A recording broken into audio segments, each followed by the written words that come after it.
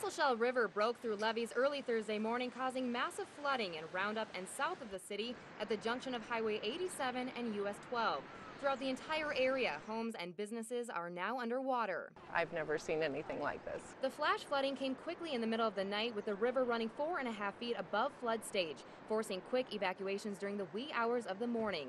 Pamela Huth's brother was among those evacuated from Riverside. It was about 2:30. They got a phone call and said that they needed to evacuate. It had broke the breach over at Riverside, and it was filling the big ditch up that is kind of similar over there.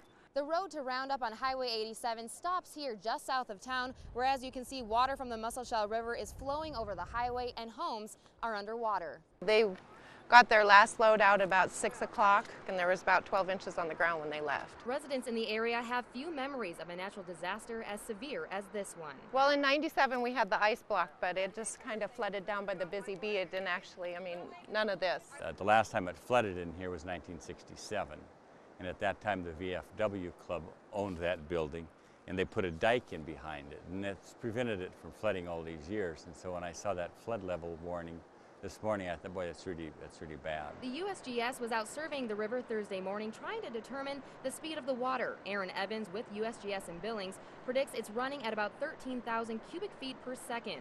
The river has also risen to 14.5 feet, which beats the previous record level of 13.7 feet. I really haven't had time to really process it. You know, it's such a surprise to see all of this underwater here, and to know that in town, which you can't get to because you're stopped here, that a lot of the businesses in the lower part of town are underwater and flooded.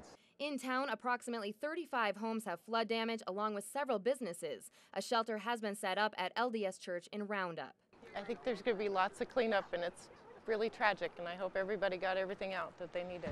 You live on the river, it's going to flood on occasion, but you kind of expected that it wouldn't be quite this bad, you know.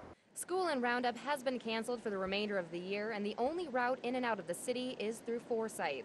Near Roundup with photographer Paul Humphrey, I'm Angela Douglas for Montana's News Station.